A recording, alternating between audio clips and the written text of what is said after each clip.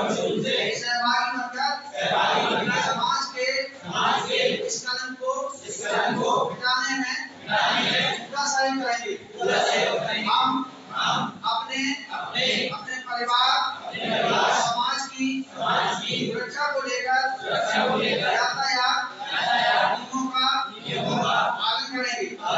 सड़क सुरक्षा अभियान में सफलता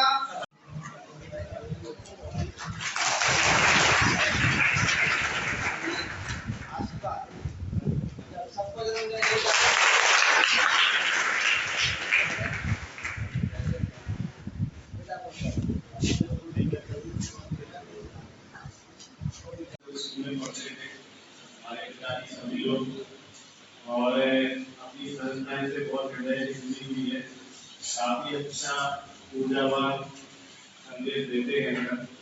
थोड़ा सा जो आज इनका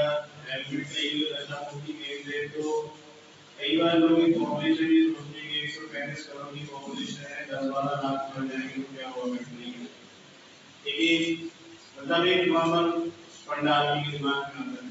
जैसे अभी दादाजी ने कहा कि हर एक व्यक्ति की मौत हो सकता है कि उस देश के विकास में हुई और देश का विकास रोक देगा।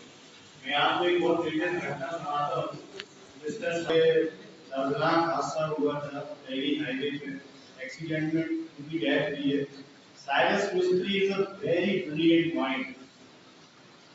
वो क्या पता अपने देश के लिए क्या कर जाते यदि होते तो आप सोचिए कि ये दुर्घटना से एक इतने ब्रिलियंट माइंड डेड हो। तो हर सभी के अंदर एक ब्रिलियंट माइंड है। हम सभी कुछ अपने देश के लिए, जैसे बहुत कॉमन बच्चे क्वेश्चन करते हैं, दिमाग में लाते हैं कि हम तो पढ़ रहे हैं, अपने देश के लिए क्या कर रहे हैं। आप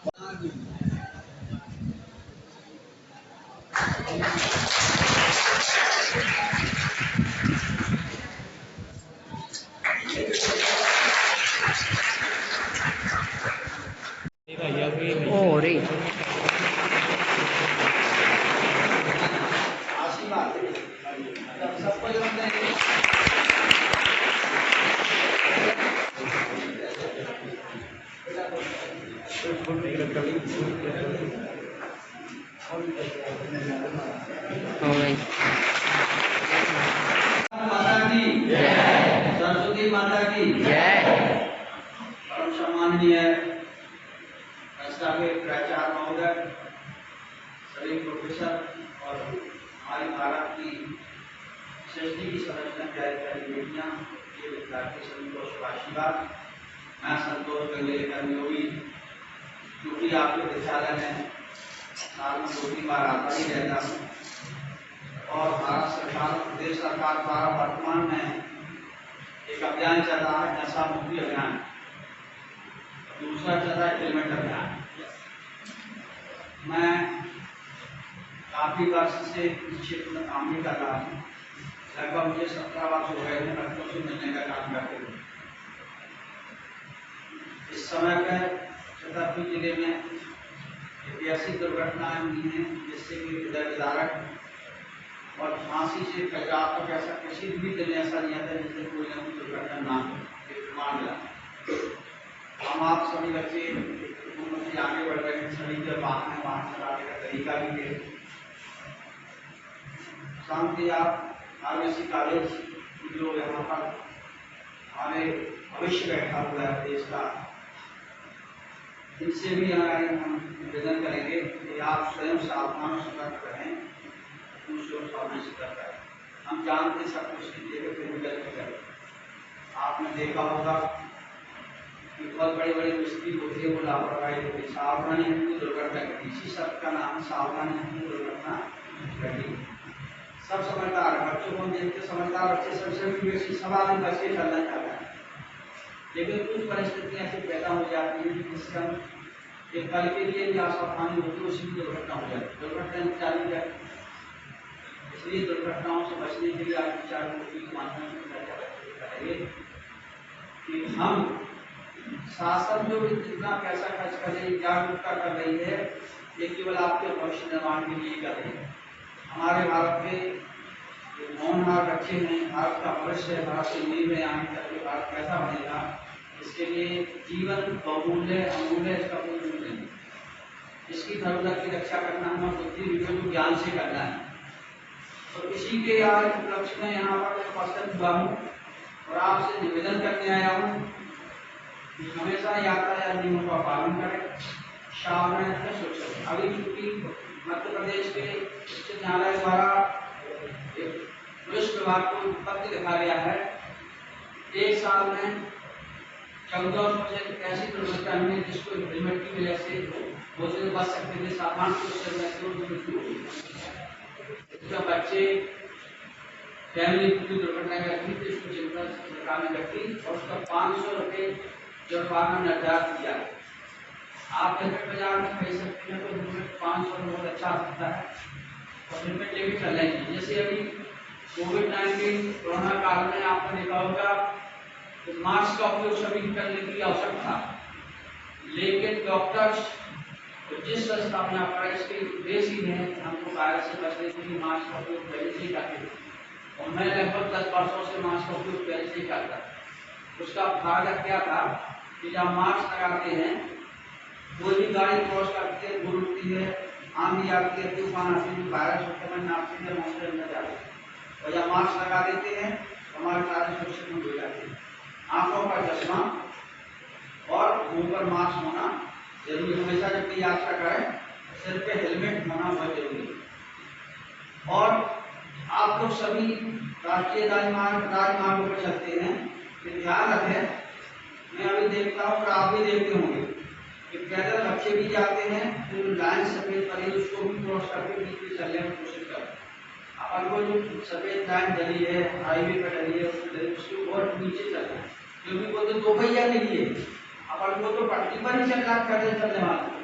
तो जो वाहन जो चलाते हैं उनको उस सफेद लाइन से अंदर कोई जाने नहीं है और यू टर्न वगैरह जब लेते हैं अपन तो खड़े रहते हैं तो उसको कम से कम 20 मीटर दूर से मतलब 70 फुट दूर से इंडिकेटर से आपको संकेत देना है तब वो मुड़ना किस तरफ है, दोनों साइड देखना भी मुड़ना भी है। क्योंकि वाहन आजकल 100 से कम तो कोई गाड़ी चलती दिखाई है, 100 गाड़ी तो कम से कम 100 की चलाइए आप, कम चलाएंगे तो दुर्घटना होती है और ज्यादा चलाते हैं तो दुर्घटना होती है। तो इसलिए हमको बचना है 2 पहिया वालों को, 4 पहिया वालों को। अभी देखिए आप दौलिया के बाद में 3 लड़के इंजीनियर थे, वो ऑस्ट्रेलियन वाइस के अभी तो पिछले महीने तक होंगे, फिर आगे करके कारागंज में यहाँ पर अक्सर बात सकती है महोबा लोडर सरकार बहुत अच्छी बना रही है आपकी सुविधा के समय के लिए, उसमें हम सावधानी कर सकते हैं। क्योंकि हम अभी आप अकेले यहाँ नहीं बैठे, आपके साथ पूरा भारत का हैजा लगा है, भारत के भविष्य आपके नाम पर लगा है। आप अगर ये सोचे कि हम अकेले बैठे हैं तो अकेले नहीं, फैमिली भी है, परिवार भी है, समाज भी और राष्ट्र भी आपके इन कर्मों का डिपेंड है, आपके बात पर डिपेंड है, आपके भविष्य पर डिपेंड है। इसलिए जो आप भारत निर्माण करते हैं, भविष्य निर्माण करते हैं, आप अपने कर्म के द्वारा भाग बदलते हैं, आप भारत के भविष्य में बैठे। आज के भविष्य में बैठना है। अगर किसी संत महात्मा ने बोल दिया जाओ, बागेश्वर महाराज ने बोल दिया है आप जाओ डॉक्टर बन जाएंगे और जाके तो आपको रखो अलमारी में बैठ जाओ भरने को काम नहीं करके मिल जाते हैं, मिलने वाला नहीं। आपको काम करना पड़ेगा, मेहनत करना पड़ेगा। मम्मी जी ने खाना बना के रखे खाएंगे तो पेट नहीं जाएगा। तो भाग को हम कर्म के द्वारा बदलते हैं। मैं बच्चों से अपनी बात बताने में कभी पीछे नहीं हटता।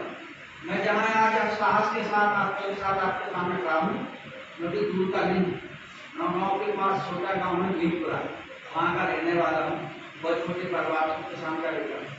मेरे पिताजी तो 3 तक पढ़े थे, माता जी को उनका था, लेकिन माता जी ने संस्कार और संस्कृति के माध्यम से उनको प्रेरणा देकर के पढ़ाने का प्रयास किया। हम जिस घर में थे उस घर में भोजन की व्यवस्था नहीं थी, पहनने की कपड़ों की व्यवस्था नहीं थी, पढ़ने की पुस्तक नहीं थी, लेकिन आज हमारे पास सब कुछ है। मैंने नौकरी को भी 2 बार छोड़ दी, नौकरी मैंने सेकेंडरी नौकरी की, गवर्नमेंट की छोड़ दी। मुझे समाज सेवा देश सेवा अच्छा लगा। आप लोग नौकरी के लिए परेशान रहते हैं, डिप्रेशन में चले जाते हैं, तनाव में चले जाते हैं कि हमारा क्या होगा, भविष्य होगा। बहुत से बच्चे चल के अंदर आत्महत्या कर लेते हैं, सुसाइड कर लेते हैं, रेप बन जाते हैं कि आपको नौकरी हमारे पापा ने 50 लाख रुपया पढ़ा, कोई आवश्यकता नहीं बेटा, आपको आप अपना भरोसा रखिए, इतनी बड़ी व्यवस्था है भारत का, आप उसी काम कर सकते हैं। मैंने छोटे छोटे काम किए हैं, दिल्ली में तसला डाली ईटा रखा, काम किया, पढ़ा है। पढ़ने के बाद हमने नौकरी जब लग गई हमारी एमईएस में, तो हमने उसको भी छोड़ करके फिर हमने समाज सेवा देश सेवा की। और इतना अच्छा व्यवहार हमने बना कर नौमा फ्लोर में बैठते थे तो हम काम नहीं कर पाते, 4 नौकर हमको लड़की लगाना पड़ेगा। टाइप की टेंशन का भी हमारा काम चलता है, नौमा तहसील में हम 8 लोग तहसील में बैठते, स्वयं बैठा, परिवार के साले बहनोई साले सबको नौमा लगा दिया, 8 लोग हमारे साथ काम करते। ये नहीं है, असफलता यह सत्य का चीज है, सफलता का पेट पूर्ण मन से नहीं किया गया है। आप लोग अपने लक्ष्य को लेके चलिए, निश्चय रूप से हम तो सभी बच्चे आईपीएस आईएएस तैयारी करें, इस जॉब को तो करिए, सभी उसको तैयारी करें। अभी मैं सामान्य आदमी की तरह उसका जीवन में देख साल पढ़ रहे थे। आपने कहा कि बहुत अच्छी पुराण, तो मिश्रा जी बोले बहुत बड़ी डिक्शनरी आती है, जनरल नॉलेज की लगभग 500 रुपये की आती है, लेकिन हम क्या छोटे से शुरुआत करें। आप लोग लक्ष्य की जो बढ़े, जिस काम को करो तो लक्ष्य करें। हमने खेती करी, किसानी करी, घर घाटे पकड़नी करी, सब कुछ काम हमने जानकारी चला, लेकिन हम पढ़ने टाइम पे किसी की मान के नहीं, चाहे 1 घंटे पढ़े, पढ़ते समय अपना काम करते। और ये आपको क्या करना है, आज का जो मोबाइल बहुत अच्छी चीज है, बहुत बुरी चीज है, इसका भी सदुपयोग करिए, दुरुपयोग नहीं करिए, जितनी आवश्यकता देखिए। अभी हम इतने बच्चे बैठे, मुझे आप मेरे बच्चे हम नहीं कहते सर यहाँ पर ऐसा नहीं है, हमने महोत्सव सभी लोगों ने मनाया कि नहीं मनाया? Yes no yes. लेकिन किसी ने किसी महापुरुष के इतिहास की जीवनी पढ़ी गूगल में? नहीं पढ़ी। लाखों बच्चों से मैं चुका हूँ, मुझे एक अनुभव है प्रैक्टिकल, बड़े बड़े कॉलेज में जाता हूँ, किसी भी छात्र छात्रा ने किसी महापुरुष की जीवनी पढ़ी, और अभी लड़ाई झगड़ा दंगा करने के लिए इकट्ठे हो जाएंगे किसी बात को लेकर। हमको पहले पढ़ना है कि भाई हमारा देश आजाद कैसे रहा, कैसे गुलाम रहा, किसने गुलामी थी, हम कैसे, हम आजादी क्यों मिली, आजादी स्वतंत्रता आंदोलन क्यों मनाया जाता है, अमृत महोत्सव भारत के प्रधानमंत्री क्यों मनाया है, इसका क्या कारण रहा? आजादी के 75 साल भी हम गुलामी में झगड़े हुए, क्योंकि हम महापुरुषों को नहीं पढ़ते।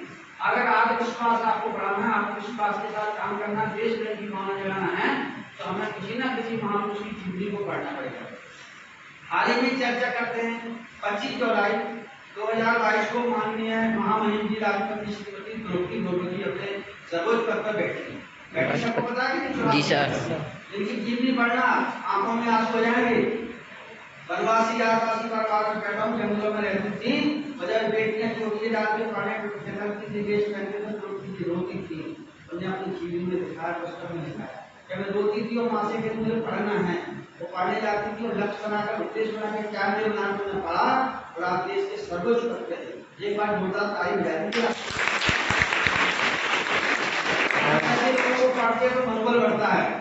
हम ऐसे लड़की को भी पढ़ते, लड़की वैष्णो देवी जाएगी परिवार के साथ में, आपने मुझे नाम याद है, गूगल पर उसको सर्च करना आपको। वैष्णो देवी जा रही थी और अपने बैग लेके चढ़ने लगी, उसका पैर फिसल गया और उसके दोनों पैर कटाने के बाद उसको हॉस्पिटल भर्ती कराया, डॉक्टर ने ठीक कर दिया उसको, तो पैसा भी दे दो उसको, हाथ से धर के डॉक्टर ने कहा वहाँ के मेडिकल भारत के थे कि बेटा हमने ठीक तो कर दिया, लेकिन तुम एक तरह से दिव्यांग हो गई, आप विकलांग हो गई, आपका लक्ष्य अधूरा रहेगा। उसने कहा थैंक्स से आपके मेरी आपने मेरी मदद की, आपने जो मुझे ठीक किया इसके लिए आप बहुत के रहे, लौट आपको ईश्वर आपकी मदद करे। लेकिन इस बात का ध्यान रखना कि मेरा कर्तव्य मेरे हाथ में, मेरे लक्ष्य मेरे हाथ में है। अगर आप इसको मैं इसकी चुनौती को स्वीकार करती हूँ, और मैं आज ये लक्ष्य लेती हूँ हॉस्पिटल से कि मैं यहाँ से जाकर के पर्वतारोही बनूंगी। क्या बनूंगी? पर्वतारोही। पूरे हिमालय की चोटी पे जाके चढ़ूंगी। उसने वो प्रैक्टिस शुरू की और वो पर्वतारोही, कोई पाल नाम की लड़की है, मुझे नाम नहीं आ रहा है, बजाइए ताली उसके लिए। ऐसे लोगों से जीवनी पढ़ के मनोबल बढ़ता है। देखिए मेरी उम्र भी 65 वर्ष हो गई है, 66 में चल रहा हूँ, लेकिन गंगेली जी लगभग 1000 बच्चों से न मिले जब तक भोजन नहीं करता हूँ, आदत है कम से कम। आज मुझे अभी मैं भगवाना स्कूल बच्चे नहीं मिले, आगे जो बच्चों 5-10 से मिले, तो मेरे मन में मैंने कहा हे मां सरस्वती, आज मेरे दिन खाली जाएगा क्या? आपको अंतर्यामी मैं खुल के उस वक्त विचार कर रहा था, मैंने चलो भारतीय मिश्रा से बात करते, वहाँ बच्चे कुछ होंगे, हमें मिल जाएंगे ईश्वर के पास। तो प्रिय विद्यार्थी आप सब मिल गए। ईश्वर जो इच्छा करो मन माही, राम कथा कोई दुर्लभ नहीं। जो इच्छा मन में रखो सफलता प्राप्त होती है।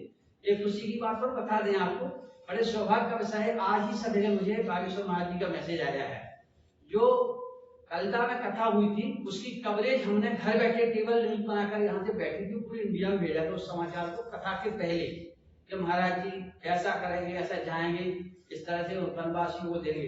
तो वो जब कल शाम को लौटे तो उन्होंने हमारा मैसेज पढ़ा और आज उन्होंने सबको थैंक्स भेजा है महाराज जी ने अपने नंबर से शेयर। तो बागेश्वर महाराज की आप लोग बिल्कुल मनोबल कभी नहीं गिराएंगे। मैं आपको आपके सामने एक उदाहरण खड़ा हूँ। वो लड़की तो ठीक है, मैं भी उदाहरण हूँ। बेटा जब मैं अकेले बैठता हूँ तो वो रोता हूँ, कोई ईश्वर से प्रार्थना करता हूँ। मैं सवेरे निश्चित रूप से ईश्वर के कार्य नाम की तरफ करता हूँ, हे प्रभु परम पिता परमेश्वर, जब भी मेरी मौत हो तो मुझे भारत के राष्ट्रपति APJ अब्दुल कलाम की तरह मौत देना। और मैं जब भी जन्म दूं भारत कैसे बुंदेलखंड परंपरा या भारतीय संस्कृति सनातन धर्म की रक्षा किसी लिए कर सके, क्योंकि हम देश के लिए कुछ न कभी तो हमारा जीना बेकार है। दुनिया में कमाते आते अधिक कहानी जरूर सुनाऊंगा मैं टाटा बिरला की आपके, अभी मैं देख रहा था आपको थोड़ा